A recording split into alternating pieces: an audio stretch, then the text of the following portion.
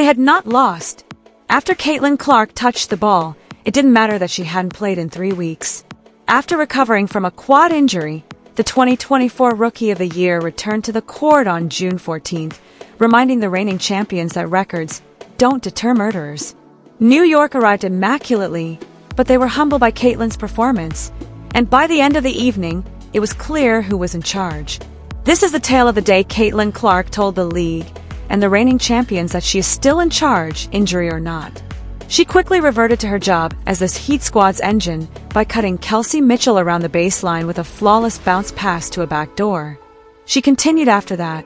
Shortly after, she was attacking the hoop like a one-woman fast break, collecting defensive rebounds, and shooting a full-court bullet pass to Aaliyah Boston in stride. By 9 o'clock, the fever had progressed, so Clark made the decision to act alone. To complete the N1, she drove directly towards Rebecca Gardner, attacked the rim without hesitation, and smashed through contact. She was establishing the tone, and Clark was on one early on, and that intensity was sensed in Indiana. All of a sudden, they were converting defense into attack. Carlson took advantage of New York's errors and kept the fever within reach by going coast to coast off a steal. Clark made the decision to lead his squad to the end of the quarter at that point. Without hesitation or fear, she launched from deep to attack an early offense. In response, New York attempted to block traffic lanes and collapse the paint, which simply allowed Clark more space to work from her preferred location on the floor outside the arc. She remained calm, rose, let go, and splashed another one from deep despite 2 defenders flying at her. Caitlin Clark made 3 consecutive three-pointers in just 38 seconds, bringing her side back into the game, which was now deadlocked. New York was being torched when Clark caught fire. Indiana had been drawn back into the conflict by Cece alone. Additionally, Clark shot 5 of 7 from the field at an impressive 71% to score 14 of the Fever's 24 points by the end of the quarter. New York maintained a slim 2-point advantage. However, they no longer felt in control after that stretch. It was only the first quarter of the Caitlin Clark takeover.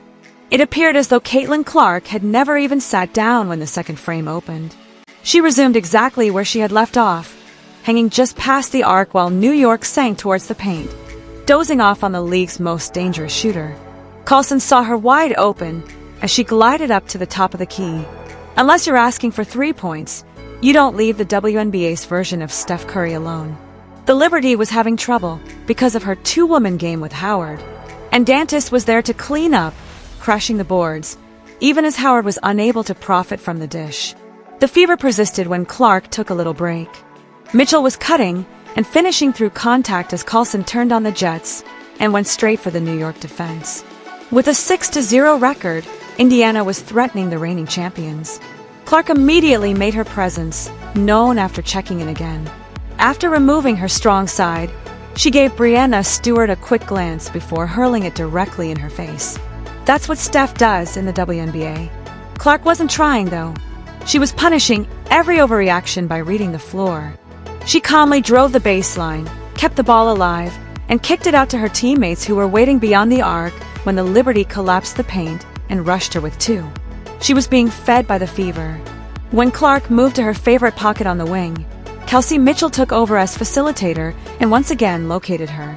The Liberty were not going to back down, even though she was a continual menace.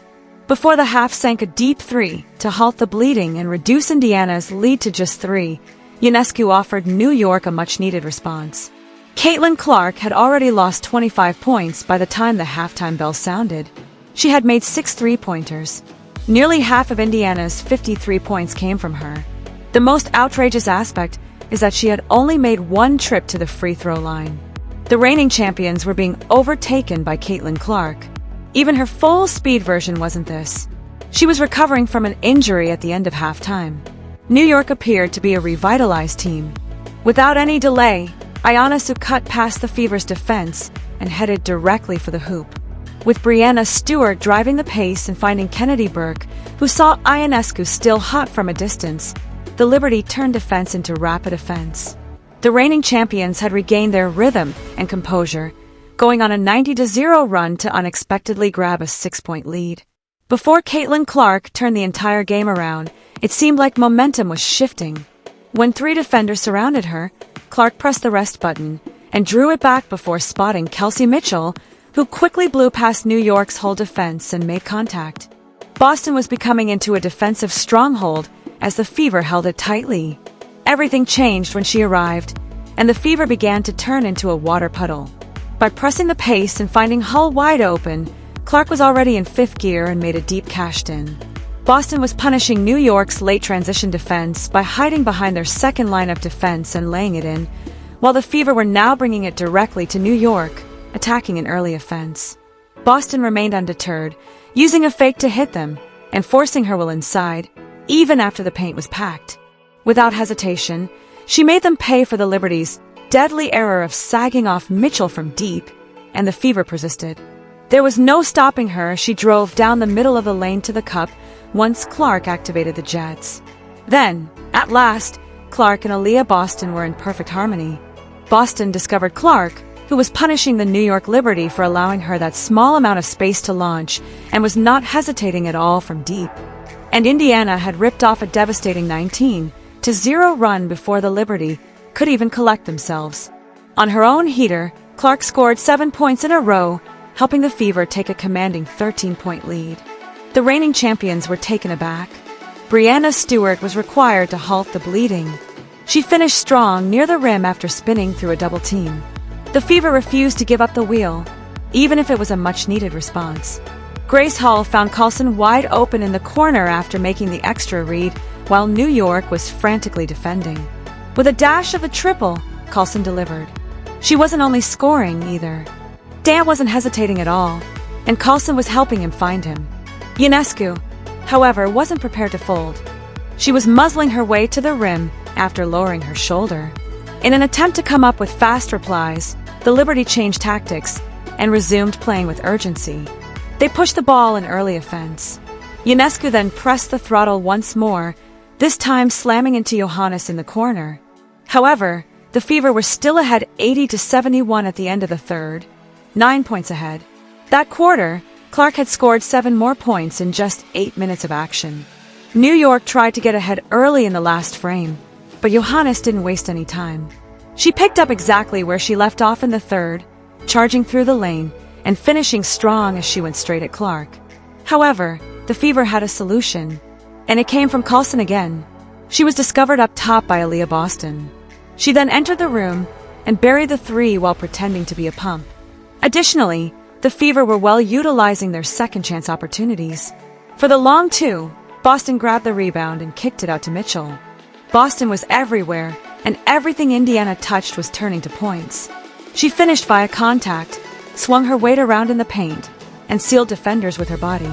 She was also helping her teammates by preparing Mitchell for the jumper's drive to the left elbow. What New York couldn't figure out all night was summed up in the play that followed. Mitchell's 2-woman game with Boston. Mitchell had just enough light off Boston's screen to jump over Breanna Stewart and make a 3-pointer. Although Clark had calmed down after scoring, her fingerprints were still visible throughout the match. She was a surgical playmaker. She hit with a bounce pass down the baseline for a simple layup after catching the defense off guard.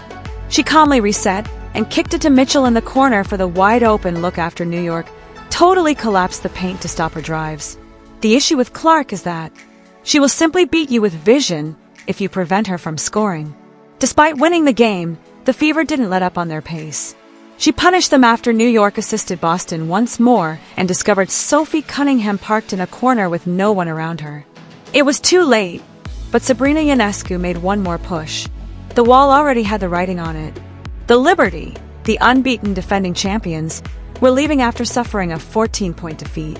Even though it might have been Indiana's first 100-point performance of the season, and their 9-game winning streak was broken, no one seemed to care.